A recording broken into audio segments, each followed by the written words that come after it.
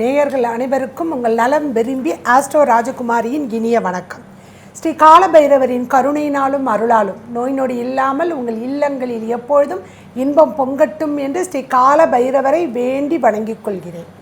இன்று நாம் 29/4/2022 இருந்து 17/5/2022 வரைக்கும் கிட்டத்தட்ட 19 நாட்கள் செவ்வாய் சனி இணைவு கும்பராசியில், மேஷத்தில் ராகு பகவான் சஞ்சாரம். ஏன்னா அவர் 12/4/2022 ராகு பெயர்ச்சி, குரு பகவான் மீன ராசிக்கு 13/4/2022 பெயர்ச்சி, 29/4/2022 சனி அதிசாரத்திற்குள் கும்பத்திற்குள் மூல திரிகோண வீட்டிற்கு சென்று செவ்வாய் என்கின்ற செவ்வாய்க்கு சனி பாதகாதிபதி போய் இணைகிறார். இப்படி இருக்கக்கூடிய சூழ்நிலையில் குரு சுக்கிரன் என்ற ராஜ கிரகங்கள் பாவக்கத்திரியில் இந்த செவ்வாய் சனி ராகு இவர்களுக்குள் சிக்கி நிற்கிறார்கள். இப்படி இருக்கும் பொழுது இந்த 19 நாட்களில் ஒரு சூரிய கிரகணம், ஒரு சந்திர கிரகணம் இந்தியாவிற்கு தெரியாது என்றாலும், ஏன்னா சூரிய கிரகணம் பகலில் நடக்கும், சந்திர கிரகணம் இரவில் நடக்கும். நடக்கக்கூடிய நேரத்திற்கு தகுந்த மாதிரி நமக்கு பகல் பொழுது சந்திர கிரகணம் வந்துடுது, அடுத்தது விடிய காலையே சூரிய கிரகணம் வருது, சூரியன் உதயத்திற்கு முன்பு. அதனால் இந்தியாவுக்கு தெரியாது. ஆனாலும் நவகிரகத்திற்கு கீழ் நாம் இருக்கும் பொழுது அந்த கதிர் இயக்கங்கள் கண்டிப்பாக நமக்கு ஒரு பாதிப்பை கண்டிப்பாக தரும். இதையெல்லாம் பற்றி விலாவாரியாக எளிய பரிகாரத்தோடு உங்களை பதற்றம் அடையாமல் பயமுறுத்தாமல் இந்த கிரகங்கள் என்ன செய்ய போகுது அப்படிங்கிறத ரொம்ப ஆணித்தரமாக எடுத்து உரைப்பதற்கு திண்டுக்கல்லில் இருந்து ஜோதிட சாம்ராட் திரு ஹரிஹரன் சர்மா அவர்கள் இங்கே நம்மோடு இணைந்து இருக்கிறார்கள். அப்படி இருக்கும் பொழுது அவர்கள் இந்த 12 ராசிக்கும் ப்ளஸ் பொது பலனாக இந்த கிரகங்கள் கிரக யுத்தத்துக்குள் இருக்கும் பொழுது என்ன மாதிரியான ஒரு பலன்களை எல்லாம் தந்துவிடும், பயப்படாமல் நம்ம இருக்கணுமா, பாதகமா சாதகமா, இவற்றை பற்றி பேசுவதற்கு நம்மிடையே வந்திருக்கிறாங்க. வணக்கம் சார். வணக்கம். இந்த கிரக யுத்தத்தில் ராஜகிரகம் சொல்லுங்கள் சார். பொதுவாகவே ஒரு ஜாதகம் சிறப்பாக இருக்கணும்னா குரு சுக்கிரன் இருவரும் தன் நிலை மாறாமல் நல்ல தன்மையோடு இருக்கணும். ஏன்னா ஒருத்தர் தேவகுரு, இன்னொருத்தர் அசுரகுரு. அசுரகுரு அப்படின்னாலே நம்ம எல்லாம் அரக்கர்கள்னு நினச்சிட்ருக்கோம். அது கிடையாது. முதல்ல அதை நினச்சிக்கணும். அசுரத்தன்மை அகாய சூரனை தான் அசுரன்னு சொல்லுவாங்க. அரக்கர்களுக்கும் மனிதர்களுக்கும் வித்தியாசம் உண்டு, அசுரர்களுக்கும் மனிதர்களுக்கும் வித்தியாசம் கிடையாது. அதை மனித நிலைமையிலேயே தன்னலமற்று அதான் மன்னிக்கணும், தன்னலம் இல்லாமல் தன்னை மீறக்கூடிய சக்தி இல்லாமல் எதையும் சாதிக்கக்கூடிய ஒரு சக்தியோடு இருந்தாலும் அவன் அசுரன்னு சொல்லப்படுறது. அப்பேற்பட்ட இந்த அசுரகுரு தேவகுருவோடு சேர்ந்து காலபுருஷனுக்கு 12ன்னு சொல்லக்கூடிய மோட்சஸ்தானத்தில் இருக்கிறான். மோட்சம் அப்படின்னாலே முதல்ல மரணம்னு நினைக்கக்கூடாது. வியாதியிலேருந்து மோட்சம் அடையலாம், கடன்லேருந்து மோட்சம் அடையலாம், கஷ்டங்கள்லேருந்து மோட்சம் அடையலாம். எல்லா வகையிலையுமே அது மோட்சங்களை தான் கொடுக்கக்கூடிய விஷயந்தான். பொதுவாகவே குரு 12ல் இருந்து ஒருத்தனுக்கு மேஷத்தில் இருந்து பிறந்தாங்கன்னா அவங்க வாழ்நாள் சாப்பிட கஷ்டமே பட மாட்டாங்க. சில பேருக்கு என்ன அப்படின்னு சொன்னால் மேஷ லக்னமாக இருக்கும், 12ல் குரு ஆட்சியில் இருப்பாப்புல, 2ல் சுக்கிரன் ஆட்சியில் இருப்பாங்க. இது சுபகத்திரி யோகம்னு நம்ம சொல்கிறோம். அப்போ இந்த சுபகத்திரி யோகங்கிற சப்ஜெக்டெல்லாம் தாண்டி இந்த 2 கிரகங்களுமே 2 பாவ கிரகங்களுக்கு மத்தியில் சிக்குது. மேஷத்தை ராகு, கும்பத்தில் சனியும் செவ்வாயும். ஏற்கனவே சனி செவ்வாய் எந்த இடத்தில் இருக்கிறதோ அந்த இடத்துல யுத்தத்திற்கு பஞ்சம் இருக்காது.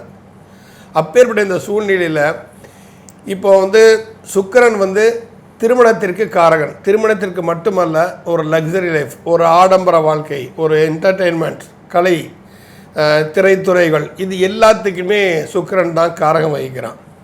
குரு அப்படிங்கிறவன் என்ன, பொன்பொருள் சேர்க்கை, குழந்தை பாக்கியம், பூர்வ புண்ணியத்தில் செய்த தவறுகளிலிருந்து அவனை மேன்மைப்படுத்தி இந்த ஜென்மத்தில் நல்லபடியாக வாழ்வதற்கு அவருக்கு என்ன ஆதாரம் இருக்கிறது, அதை எவ்வாறு செய்யலாம் என்பதை தனது 5, 7, 9ங்கிற பார்வையில் இந்த குரு செய்கிறார். ஆனால் அதே சமயம் 2 பேருமே ஒரே வீட்டில் உட்காந்துரு, ஒருத்தர் உச்சம், ஒருத்தர் ஆட்சி. அவங்க உச்சம் பெறுறது தப்பு, ஆட்சியில் இருக்கிறவங்க தன் அதிகாரத்தை விட்டு கொடுக்க மாட்டாங்க. ஒரு உரையில் 2 வாழ் அப்படின்னு நம்ம சொல்லலாம். அப்போ ஒரு உரையில் 2 வாழ் இருந்தேன்னா எங்கேயாவது கிழிக்க தான் செய்யும். அப்போ அது வந்து இது வந்து 12ங்கிறது அயனசேன சுகஸ்தானம். காலபுருஷனுக்கு 12ஆம் இடம் வந்து அயனசேன சுகஸ்தானம். இது ஒரு பொதுவான விஷயம். அந்த 12க்கு 12ல் ஒரு யுத்தம் நடக்குது. செவ்வாயும் சனியும் சேர்க்கை. அப்போ செவ்வாய் சனி சேர்க்கை என்ன? ஒருத்தர் விடாக்கண்டன், ஒருத்தர் கொடாக்கண்டன்.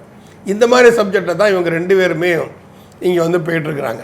இப்போ இந்த மாதிரி சூழ்நிலையில் இருக்கும் பொழுது இதனுடைய பார்வைகள் ஒன்று இருக்குது. இப்போ பார்வைகள் எடுத்துட்டா சாந்தமாக சிரித்து பேசுகிறவங்கிட்ட ஒரு விஷயத்தை பேசணுன்னா யதார்த்தமான பதில் வரும்.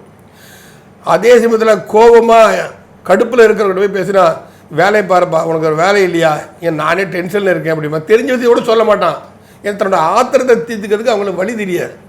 அந்த ஆத்திரத்தை தீர்த்துக்கிறதுக்கு தெரிஞ்ச விஷயத்தை தெரியாமல் இருக்கும், சொல்ல மாட்டாப்புல. அப்போ அப்போட தன்மையில் தான் இந்த இந்த கிரகங்களின் பார்வையும் கண்டிப்பாக இருக்கும்.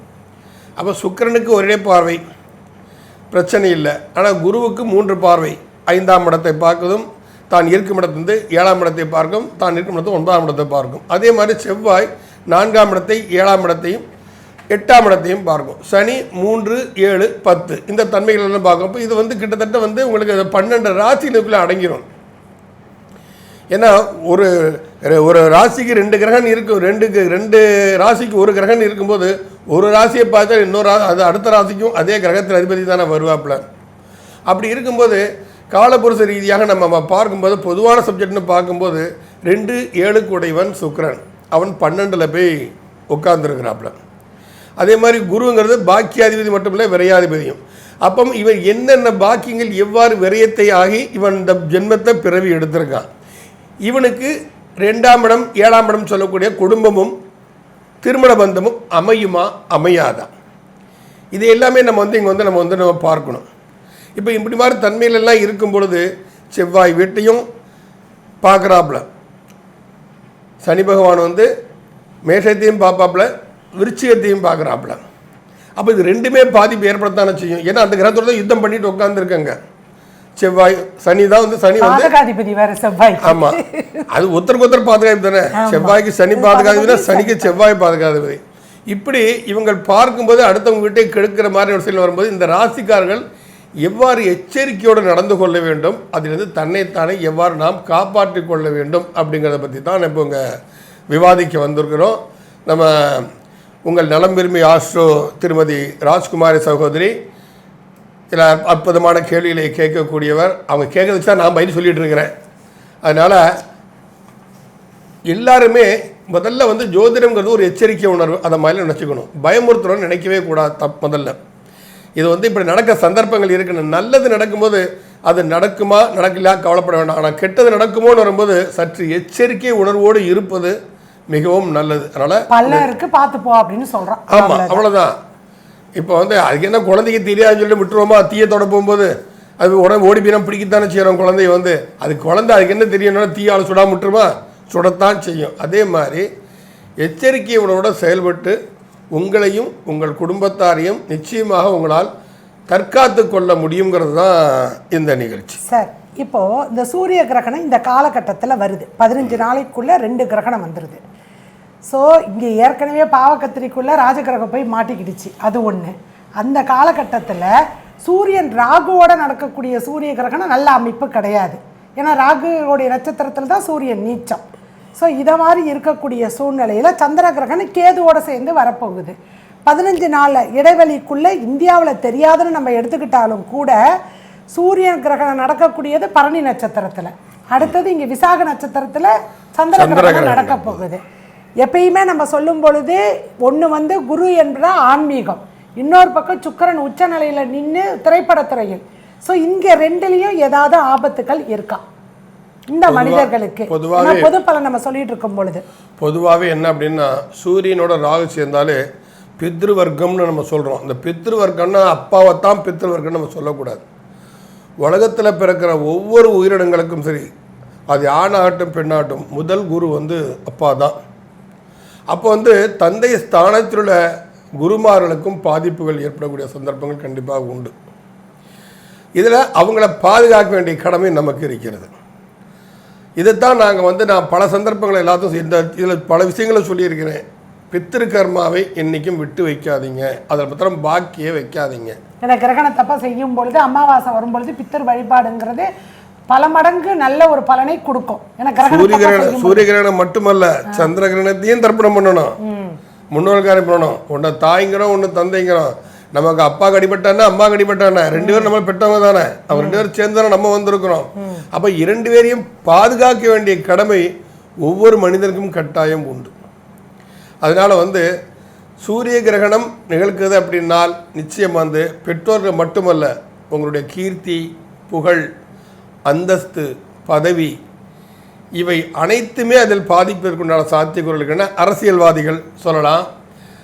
அதுக்கப்புறம் இப்போ பரணி நட்சத்திரம் நடக்கிறதுனால பரணி நட்சத்திரத்துக்கு அதிபதி சுக்கிரன், அவர் ஏற்கனவே பாவகத்திரையில் மாட்டிகிட்டு இருக்கிறாரு. திரைப்படத்துறைகள்லாம் கொஞ்சம் எச்சரிக்கையாக இருக்கணும். தேவையற்ற வசனங்கள்லாம் அதனால் ஒரு மக்கள் மத்தியில் ஒரு அவப்பெயர் உண்டாவதற்கு, அவப்பெயர் தேவையில்லாத ஒரு பிரச்சனைகள் உருவாவதற்குண்டான சாத்தியக்கூறுகளும் நிறையவே இருக்கின்றன. பேச்சு சுதந்திரம் இருக்குன்னு என்னத்தை வேணாலும் பேசிடக்கூடாது, யோசிக்கணும் இதெல்லாம்.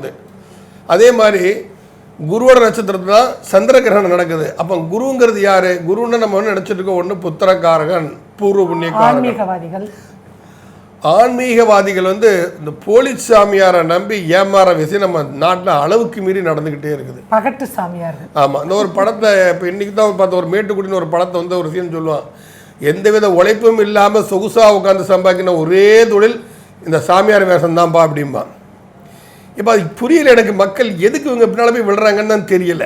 ஜோசியரை பிடிச்சி திட்டுறாங்க, ஜோசியர் அப்படி சொல்லிட்டார் இப்படி சொல்லிட்டான்னு. அவங்க என்ன சொன்னாலும் சரி போய் காலில் போய் விழுந்துடுறாங்க. நாம் காலில் விழுறதுக்கு தகுதி அவங்களுக்கு இருக்கான்னு நம்ம முதல்ல பார்க்கணும். நீங்கள் அதை நம்ம பார்க்கறதில்ல. அப்போ இந்த குருங்கிற வெறும் புத்திரனை மட்டுமல்ல, ஆன்மீகத்தை மட்டுமல்ல, பூர்வ ஜென்மத்தில் நீ என்ன செய்தாய் என்பதை உணர்த்துபவனும் இந்த குரு பகவான் தான். அப்போ என்ன, நீ ஆன்மீகத்துக்கு எதிராக செயல்படுத்தீங்கன்னா போன ஜென்மத்தில் இந்த மாதிரி போலிச்சாமியார் காலில் தான் போய் நீங்கள் கண்டிப்பாக விழுவீங்க. அதை ஏற்படுத்தி கொடுக்கக்கூடியது இதுதான். அதனால் நீங்கள் எதை செய்தாயோ அதுதான் உங்களுக்கு திரும்பி வரும். இந்த ஒரு படத்தை ஒரு பாட்டு கூட, ஒரு பந்து எடுத்து விட்டு எறிந்தால் சுவர் மேல் பட்டது போல் திரும்பி வரும்னு ஒரு தலைவர் படத்தை ஒரு பாட்டு உண்டு. அதே மாதிரி நாம் எதை செய்கிறோமோ அதுதான் நமக்கு கொடுக்குது. நாம் நல்லா இருக்கோன்னா நாம் நல்லா செஞ்சுருக்கோன்னு அர்த்தம். நாம் கெட்டு போயிட்டோன்னா நாம் கெடுதல் பண்ணிக்கணும். இறைவன் சாட்சியாளராக மட்டும்தான் இருப்பானே தவிர இறைவன் எதையும் செய்வது இல்லை. இறைவனுடைய வேலையும் கிடையாது. ஆமா, அது இறைவனுடைய வேலை இல்லை. அதெல்லாம் கவனிக்கிறதுக்கு தான் சூப்பர்வைசர்னு சொல்லி நோக்கரங்களை விட்டுட்டா. நம்ம எல்லாம் லேபர்ஸ், அது கீழே தானே சார் வாழ்ந்துகிட்டு இருக்கிறோம் நம்ம. அதனால இருந்தாலும் அது எந்த பாதையில் நம்மளை கொண்டு போறதுங்கிறத உணர்த்துறது இந்த ஜாதகம். இந்த ஜாதக கட்டங்களில் குரு பூர்வ புண்ணியஸ்தானம், ஒவ்வொரு லக்னத்துக்கும் ஒரு பூர்வ புண்ணியஸ்தானம்னு ஒன்று வரும். அந்த ஸ்தானாதிபதி அவன் எந்த நட்சத்திரத்தில் இருக்கிறான், அவன் ஏறிய நட்சத்திராதிபதி சாதகமாக இருக்கிறானா பாதகமாக இருக்கிறானா, இது மாதிரி பல விஷயங்களை தெளிவுபடுத்தக்கூடியதான் நம்ம குருங்கிறது. அப்போ அந்த குரு சுக்கிரன் 2 பேருமே பாபக்கத்திரில் சிக்கி இதே காலகட்டத்தை சூரியனும் போய் நேர போய் மேஷத்தை போய் ராகுவோட நட்சத்திரத்தில் உட்காந்து இருக்கிறதுனால முன்னோர்கள் வழிபாட்டுக்கு எவ்வளோக்களோ முக்கியத்துவம் கொடுக்குறீங்களோ அதுதான் ஒருத்தனை காப்பாற்றுமே தவிர கண்டிப்பாக ஆண்டவன் பக்கத்தில் கூட வரமாட்டார். அவர்களுடைய ஆசீர்வாதம் இருந்ததுன்னா அட்லீஸ்ட் நமக்கு தெய்வ அனுகிரகத்தோட தப்பிச்சு வெளியில வந்துடலாம். தலைக்கு ஊழி காலத்துல எல்லாரும் சபையில் நிறுத்தப்படுவார்கள். இது இஸ்லாம் மதம் அதான் சொல்லுது. இஸ்லாம் மதம் இதுதான் சொல்லுது. கடைசியில் ஒன்றை கொண்டு நிக்காட்டும் போது உன்னை பூமியில் விருந்தினா அனுப்பினு நீ என்ன செஞ்சுட்டு வந்த அங்கே போய் நான் முடிச்சிருக்கல அர்த்தமே இல்லை. அங்கே ஷுட் பி பனிஷ்டு. அங்கே இறக்கமே கிடையாது. இறைவனை போல கொடூரமான ஒருவர் தண்டனை கொடுக்கவே யாரும் கிடையாது. அதனால் ஆண்டவனை கும்பிடணும், ஆண்டவனை வச்சோன்னா ஆண்டவனுக்கு வேலையே இல்லையா? அவர் பாட்டு அவர் வேலையில் நிம்மதியாக கல்லாக உட்காந்துருக்கிறார். நீ செய்ய வேண்டியதை ஒழுங்காக செஞ்சிட்டிங்கன்னா மற்ற கிரகங்கள் ஆட்டோமேட்டிக்காக உங்களுக்கு வழியை விடும். ஸோ அதனால் நம்ம பெர்ஃபெக்ட் நம்ம இதில் இருந்துக்கணும். இப்போ இந்த பூர்வ புண்ணிய ஸ்தானம் நமக்கு என்ன சொல்லுது? ஏற்கனவே பூர்வ புண்ணிய காரகன் குரு கெட்டு போயிட்டான். அப்போ பூர்வ புண்ணிய ஸ்தானம் நமக்கு என்ன சொல்லுது? அந்த ஸ்தானாதிபதி நமக்கு என்ன வேலை சொல்கிறாப்புல? அதே மாதிரி குடும்பஸ்தானாதிபதியும் களத்திரஸ்தானாதிபதியுமா சுக்கிரன் என்ன செய்யறான்? அவனும் அடிபட்டு போய் உட்காந்துருக்கிறாப்புலங்க, பாவகத்தில் சிக்கிட்டு உட்காந்துருக்கான். ஸோ பொறுப்பு யார்கிட்ட ஒப்படைச்சிருக்கோ அவங்க சைட்லேருந்து உட்காந்துருக்காங்க. சொல்லப்போனால் அவங்களுக்கு ஹை ப்ரெஷர் ஆயிடுச்சு, ஹார்ட் அட்டாக் அட்மிட் ஆகி உட்காந்துருக்காங்க ஹாஸ்பிட்டலில். அப்போது அந்த காரகத்துவம் போச்சு. அந்த காரகத்துவம் போச்சு. கண்டிப்பாக குடும்பத்தை குழப்பங்கள் வரும். பொருளாதார நெருக்கடி அதிகமாக இருக்கும். கண்டிப்பாக பொருளாதார நெருக்கடி அதிகமாகும். விலைவாசிகள்லாம் தாறுமாறமாக ஏறும். நம்ம ஊரில் ஏற்கனவே ஏறிட்டா இறங்குறது கிடையாது. பெட்ரோல் விலை ஏறும், தங்கம் விலை ஏறும், எல்லாம் ஏறத்தான் செய்யும். அதில் ஒன்றும் செய்ய முடியும். ஏரியாச்சுன்னு இறங்க போகிறது கிடையாது. ஆமாம், சுக்கரன் வெள்ளி டைமண்ட் அதுவும் ஏறப்போகுது. ஆமாம், எல்லாமே இந்த மாதிரி சூழ்நிலை இருக்கும் பொழுது இந்த காலபுருஷனுக்கு பாதகஸ்தானத்தில் வந்து கர்மகாரகன் போய் உட்காந்துருக்கான். இப்போ என்ன மனுஷங்களுக்கு புத்தி தடுமாறி தேவையில்லாத தவறுகள் செய்து இதனால் உயிரிழப்புகள் அதிகமாக ஏற்பட சந்தர்ப்பங்கள் இருக்கு. இதுக்கு எந்தவித ரீசனும் சொல்ல முடியாது. 10-5 புதன் வக்ரம் வேற. தொழில் பாதிப்புகள், ஆமாம், தொழில் பாதிப்புகளும் அதிகமாக வரும்.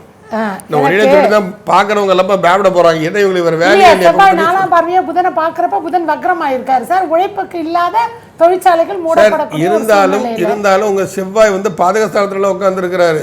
தன்னுடைய முதல்ல வந்து அவர் எந்த பாவத்திற்கு அந்த பாவத்தை முதல்ல ஒரு 3 வருஷம் கொடுப்பாரு. அதுக்கு அடுத்த இது வந்து அதான் 1 மாசம் இருக்க போறாருன்னா 15 நாள் பாவத்தோட தன்மையை கொடுப்பாரு. அந்த 15 நாள் வந்து பாதகத்தன்மை தான் செவ்வாயும் செய்வார்.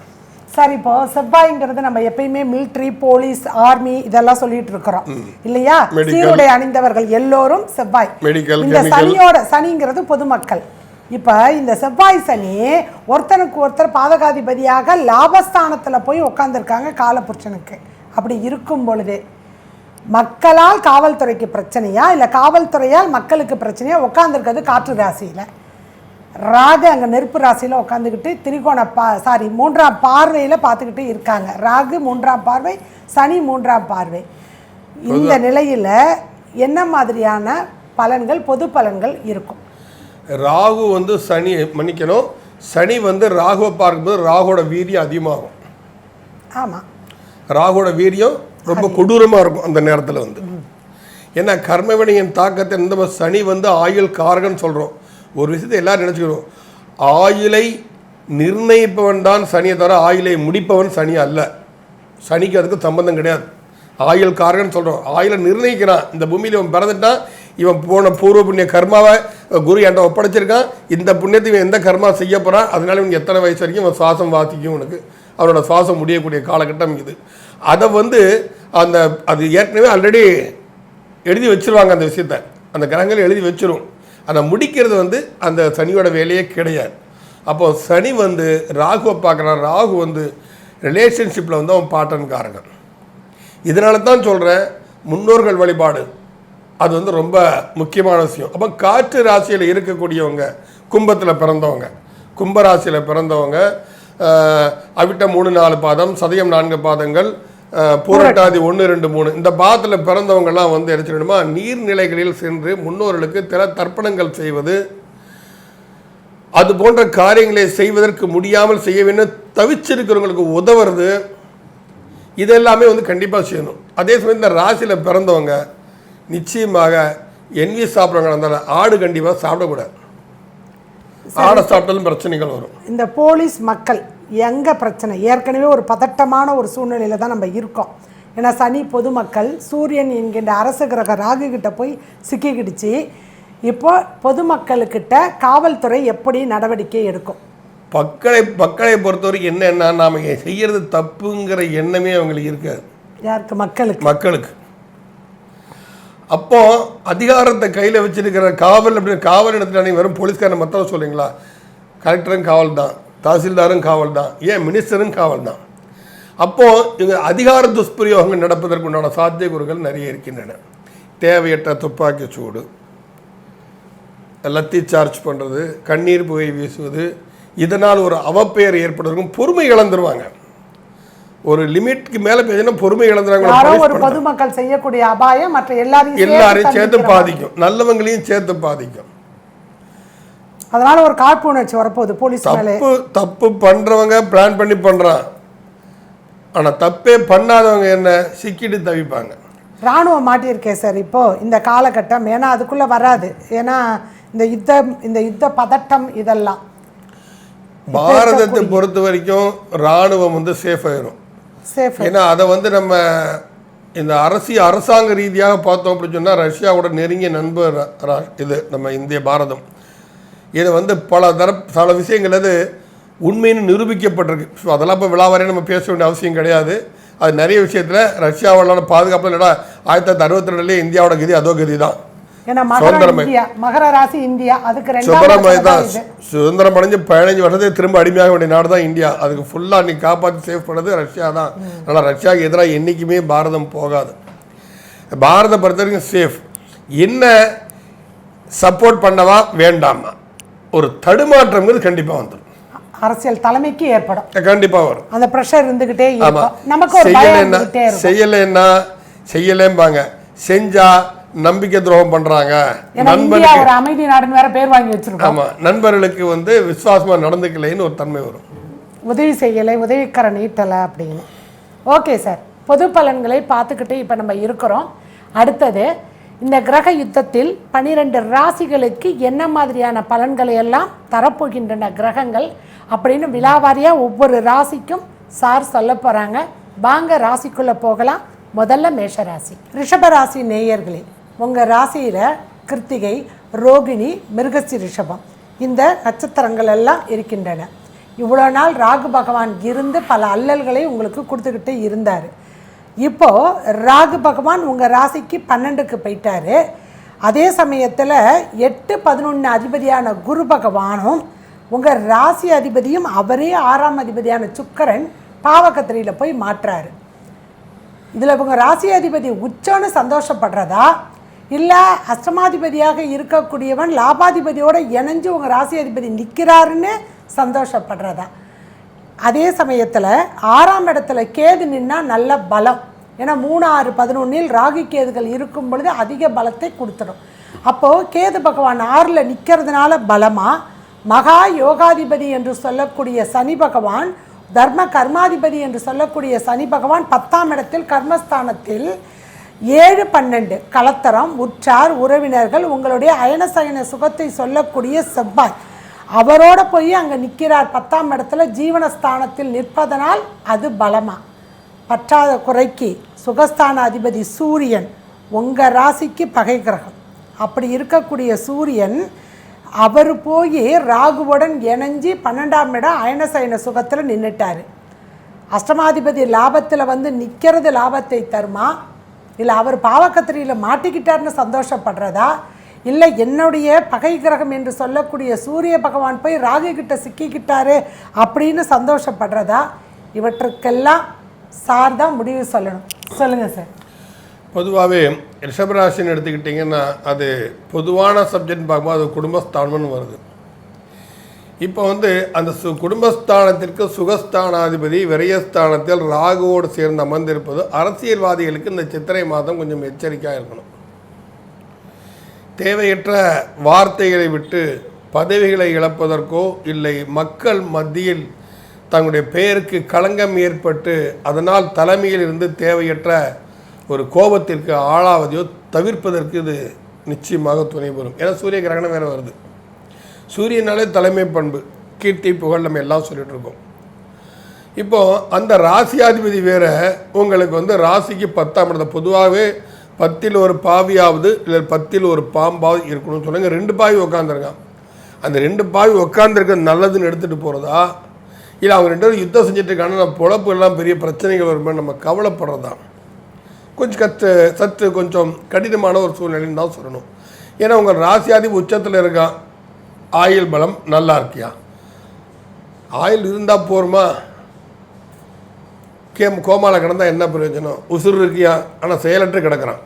பாதகாதிபதி மாரகாதிபதி 2 பேரும் இணைஞ்சு போய் நிற்கிறாங்க. ஆமாம், அது அஷ்டமாதிபதியோட சேர்ந்து உட்காந்துருக்கான். 8 கூடையவனோட சேர்ந்து உட்காந்துருக்கிறான். அப்போ 8 கூடையவன் அப்படின்னு எடுத்துக்கிட்டிங்க அப்படின்னு சொன்னால் வந்து அதில் எங்கே சந்தோஷப்படுறதுக்கு எங்கே வழி இருக்குது? அதில் சொல்லுங்கள். நல்லா சுக்கிரன் உச்சம் பெற்றாலே போல யாருக்கெல்லாம் சுக்கிரன் உச்சம் பெற்றாலும் அவங்களுக்கு களத்திரஸ்தானம் கொஞ்சம் பிரச்சனை இருக்கத்தான் செய்யும். நான் பல பேர் எங்கள் ஜாதகங்க அனுபவத்தை பார்த்துட்டோம். சுக்கிரன் யோகாதிபதியாக வந்து உச்சம் பெற்று அமர்ந்து கல்யாணமே நடக்காமல் 40 வயசு வரைக்கும் உட்காந்துருக்காங்க. சர்ப்பத்திரை காலத்தில் மாற்றுறதுனால எல்லாம் அதான் சொன்னேன். எல்லா பிரச்சனைகள் ஏதாவது வகையில் ஒரு பிரச்சனை கிடைக்கும். உனக்கு என்னப்பா சுக்கிரன் உச்சங்கிற என்ன சுக்கிரன் உச்சம்? ஒரு மண்ணு உச்சம் இல்லை. இங்கே என்னடா நொந்து போய் கேட்டால் நான் கோடீஸ்வரனாக இருக்கிறத விட தெருக்கோடியில் போய் நிற்க வேண்டிய சூழ்நிலை வந்துருச்சுன்னு தான் நிறைய பேர் கேட்டுருக்காங்க. இந்த சிரபசாதிக்காரங்களுக்கு என்ன செய்யணும் அப்படின்னு சொன்னால், நம்ம 4ஆம் அதிபதி உங்களை சுகஸ்தானாதிபதி விரயஸ்தானத்துலேயும் உட்காந்துருக்கான். அப்போ சுகஸ்தானாதிபதி விரயஸ்தானத்தை இருக்கிறான் அப்படின்னு சொன்னால் ராகு இடத்துல இல்லீகல் விஷயம் சம்பந்தப்படக்கூடியவர் ராகு. அப்போ தேவையில்லாத ஒரு விஷயங்கள் இல்லீகல் அப்படின்னு சொன்னால் பணம் மட்டுமல்ல, பழக்க வழக்கங்கள், ஒழுக்கம், தொடர்பு, இதுவும் ஒரு இல்லீகல் ரிலேஷன்ஷிப்ஸ் தானே வரும். இதனால் பெயர் புகழ் கெடுவதற்கு உண்டான சாத்தியக்கூறுகள் நிறையவே இருக்கின்றன. அதில் யோசிக்கணும். நமக்கு தேவையில்லாது நம்ம பக்கத்தில் வரவே கூடாது. வாலண்டியராக ஒருத்தர் வருவாங்க, ஐயா சாமி நம்மளை ஆளை விட்டு இதுக்கு நான் சரிப்பட்டு வர மாட்டேன் அப்படின்னு சொல்லிட்டு போயிட்டே இருக்கணும், வடிவேல் சொல்கிற மாதிரி. ஆமாம், அந்த மாதிரி ஒதுங்கி இருக்கிறது தான் புத்திசாலித்தனம். சந்தர்ப்பம் கிடச்சிருச்சேன்னு இறங்கினீங்கன்னு சந்தி சிரிக்க வச்சிருவான் கேது 6ஆம் இடத்துல உட்காந்துக்கிட்டு. சொல்லுவான் 6ல் கேது நல்லவன் தான், யார் இல்லைன்னு சொன்னால் நீ நல்லவனா அவன் நல்லவன், நீ தப்பு பண்ணிட்டு அவன் மாத்திரம் நல்லது செய்யணும்னு எப்படி முடியுமா சொல்லுங்கள். ஏன்னா ருண ரோக சத்ருஸ்தானம்னு நம்ம 6ஆம் இடம் சொல்கிறோம். அப்போ ருணமா ரோகமா சத்ருவா, கடனா வியாதியா எதிரியா, எதிரிகளும் ஏற்படுற சாத்தியக்கூறுகள் இருக்கின்றன. கடன்கள், தேவையில்லாத கடன்கள் வரக்கூடிய சாத்தியப்படுகின்றன. எதையாவது ஒன்று சொல்லி உங்களை நல்ல பூசி மொழிகை வந்து காசை கறந்துட்டு போயிடுவாங்க. இப்போ இந்த மாதிரி சந்தர்ப்பங்கள்லாம் நடக்குது, சாத்தியக்கூறுகள் நிறைய இருக்கின்றன. இந்த ராகு கேதுக்களுடைய பிடியில் மாட்டிட்டு சூரியனும் சந்திரனும் சேர்ந்து கிரகண தோஷங்கள் வேறு வருகிறது. இந்த கிரகண தோஷ காலகட்டங்களில் ரொம்ப எச்சரிக்கையாக இருக்கணும். எந்தவித தேவையற்ற விஷயங்களிலும் தலையிடாமல் இருப்பது நல்லது. ஆன்மீக வழிபாடு ஒன்றுதான் இதற்கு உங்களுக்கு அதிக மகத்துவத்தை கொடுக்கும் கண்டிப்பாக. அதே சமயத்தில் லாபாதிபதி குரு லாபஸ்தானம் இருக்கிற இடத்துக்குன்னு ஒரு பவர் கொடுக்கணும்ல. தனக்காரகனே இந்த குரு தானே. அப்போ குரு தனக்காரகன் தனஸ்தானத்தில் உட்காந்துருக்கான். கர்மகாரகனாகிய ஒரு தொழில்காரகன் எடுத்துக்கிட்டு நம்ம சனி பகவான் வந்து அங்கே உட்காந்துருக்கான். உங்களுக்கு விரையாதிபதிங்க உட்காந்துருக்கான். அப்போ தொழிலில் வந்து தேவையில்லாத கடனை மாட்டிட்டு அதை சிக்கக்கூடிய ஒரு தன்மைகள் ஏற்படலாம். பூர்வீக சொத்துக்களில் வில்லங்கங்கள் வருவதற்கு சாத்தியக்கூறுகளிடம் கோர்ட் கச்சேரி. அப்போ ஏதாவது டேட் வந்தால் அடுத்த நிமிஷம் யோசிக்காதீங்க. நம்ம நாட்டில் ஈஸியாக கிடைக்கக்கூடியது வாய்தா. ஈஸியாக கொடுத்துருவாங்க வாய்தா. 19 நாட்களாவது வாய்தா வாங்கிட்டு போயிட்டே இருக்கணும். நீங்கள் பூர்வீக சொத்தில் இன்றைக்கி ஏறிங் வந்தால் என்ன ஏறிங் இன்னைக்கு ஃபைனல் பண்ண போகிறாங்க. நெகட்டிவான நடக்கும் சந்தர்ப்பங்கள் ரிஷபராசிக்காரர்களுக்கு நிறையவே இருக்கின்றன. அதனால் எச்சரிக்கை உணர்வு என்பது கண்டிப்பாக தேவை. இறை வழிபாடுகளில் உங்களுடைய நாட்டம் இருந்துச்சுன்னா உங்களுடைய, அதாவது இறை வழிபாடு நாட்டம் தான் குறைஞ்சிருமான்னு கேட்கக்கூடாது. இறை வழிபாட்டில் இருந்தால் தவறான வழியில் நீங்கள் செல்லும்போது அது மனம் தெளிந்து இது தவறு என்பதை உணர வைத்து உங்களை நல்வழிப்படுத்தும். அதுதான் இறை வழிபாடு. அதுக்கு தான் இறை வழிபாடு வேணும். சொன்னால் நான் சாமி கும்பிட்டு எல்லாம் சரியாக போச்சு, பிள்ளையார் போய் 108 தேங்காய் விடலை போட்டேன், அவர் எல்லாத்தையும் பார்த்துப்பார், நான் கண்டிப்பாக செய்ய மாட்டேன். அவரோட தேங்காய் வியாபாரம் பண்ண போகிறாரு, அதனால ஒன்றும் பிரச்சனை இல்லை. ஒரே ஒரு டவுட்டு சார், செவ்வாய் ராசியை 4ஆம் பார்வையாக பார்க்குறாங்க, குரு சுக்கிரன் இணைஞ்சு 5ஆம் இடத்த பார்க்குது, குழந்தைகள் ஸ்தானம். நீங்கள் ஏற்கனவே பெண்கள் விஷயத்தில் கேர்ஃபுல்லாக இருக்கணும் அப்படின்னு, ரிஷபராசிக்காரருடைய குழந்தைகளுடைய நிலைப்பாடு எப்படி இருக்கும்?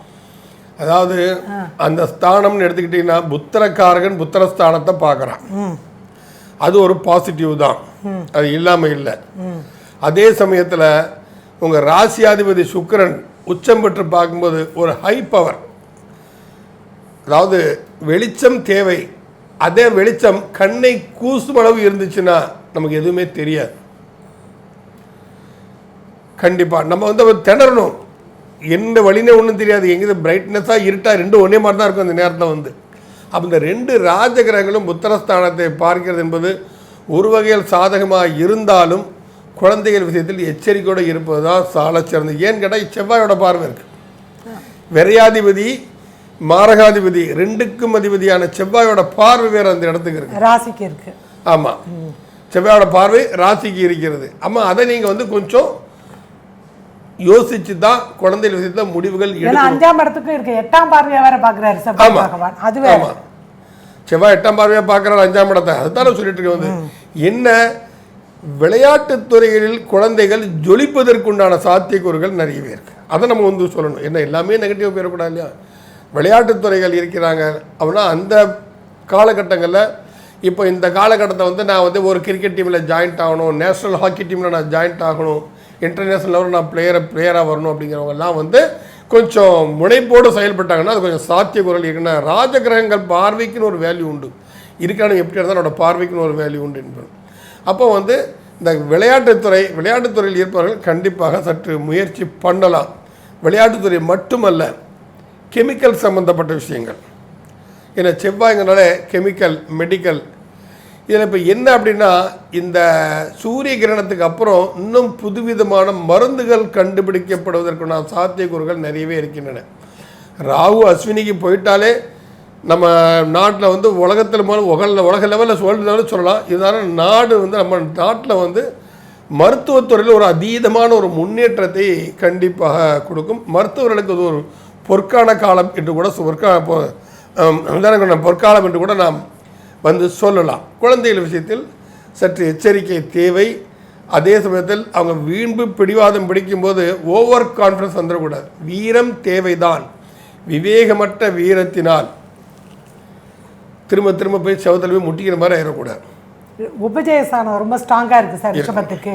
ஆமாம், விளையாட்டுத்துறை. அதனால் பிள்ளைங்க கை ஓங்கி இருக்கும், நீங்கள் சண்டை போட்டு ஜெயிக்க முடியாது. ஆனால் அதே சமயத்தில் அவங்க போகிற பாதை சரியான பார்க்க வேண்டிய பெற்றோருடைய கடமையாச்சு இல்லையா? அதை கொஞ்சம் அதை கொஞ்சம் பார்க்கணும். இது சரி வராது அப்படின்னு சொல்லின்னு கொஞ்சம் எச்சரிக்கையோடு போகிறது தான் சற்று நல்லது. அதே சமயத்தில் உங்கள் ராசிக்கு 7ஆம் இடத்த குரு பகவானுடைய பார்வை இருக்குது. அப்போ உங்கள் பாக்கிய உன்னதி ஏற்படும். இவங்களுக்கு வந்து சொத்து சம்பந்தப்பட்ட விஷயங்கள் ஏதாவது பிரச்சனை இருந்தால் கொஞ்சம் சால்வ் ஆகிறதுக்கு சாத்தியக்கூறுகள் நிறையவே இருக்கின்றன. ஏன்னா முயற்சி ஸ்தானத்தை குரு பார்க்குறான். உங்கள் ராசிக்கு 3ஆம் இடத்துல முயற்சி ஸ்தானத்தை பார்க்கினால் உங்கள் அதீத முயற்சியால் நீங்கள் எடுக்கக்கூடிய விஷயங்கள் எல்லாம் கண்டிப்பாக நீங்கள் வெற்றியை பெறுவீர்கள். இங்கே நீங்கள் வந்து சுக்கிர பகவான் எடுத்துக்கிட்டிங்கன்னா சுக்கிர பகவான் ஓவர் பவரில் இருக்கிறதுல அவர் கொஞ்சம் இப்போ வந்து நம்ம வெயிலில் போகிறோம், வெயில் கண்ணு கூசுது, ஒரு கூலிங் கிளாஸ் எடுத்து நம்ம மாட்டிக்கிறோம். அப்போ அந்தளவு வந்து சுக்கிரனை வந்து நம்ம கண்ட்ரோல் பண்ணணும். அப்படிங்கும்போது என்ன, ஸ்ரீரங்கம் தாயார் சன்னதியில் உள்ள அம்மனை போய் வெள்ளிக்கிழமையில் சுக்கிர ஓரையிலில் வழிபடுவது மிகவும் சாலச் சிறந்தது. அதே சமயத்தில் வெள்ளிக்கிழமை அன்னைக்கு சுக்கிர ஹோரையில் வந்து மகாலட்சுமி வழிபாடு வீட்டில் சொல்கிறது மிகவும் ஒரு அற்புதமான ஒரு பலனை கண்டிப்பாக கொடுக்கும். லக்ஷ்மி அஷ்டோத்திரம் இருக்குது, லக்ஷ்மி அஷ்டகம் இருக்குது, ஆமாம் தமிழ்லேயே இருக்குது, எல்லாமே இருக்குது. கூகுளில் போட்டால் நீங்கள் வராத மந்திரங்கள் எல்லாமே இருக்குது. சொல்ல முடியலையா அட்லீஸ்ட் ஹெட்செட் போட்டு அதையாவது கேளுங்க. ஆனால் அதே சமயத்தில் சுக்கிரன் எடுத்துக்கிட்டிங்கன்னா கலைத்துறை நாட்டம் இதுவும் அதீதமாக இருக்குது. திரைப்படத்துறை மட்டும் அல்லாமல் நாடகத்துறையிலையும் எனக்கு ஒரு சின்ன மன வருத்தம் உண்டு. இந்த மாங்கல்ய தாரம்ங்கிற விஷயத்தை வந்து ரெண்டுமே காரகம் வந்து குரு சுக்கிரன் தான். அவங்க ரெண்டு பேருமே வந்து உங்கள் லாபஸ்தானத்தை உட்காந்துருக்காங்க. சர்வசாதாரணமாக கழுத்தில் தாலி கட்டுறது, அடுத்தது சூட்டி முடிஞ்சால் கரட்டி வைக்கிறதுன்ட்டு இருக்கிறாங்க.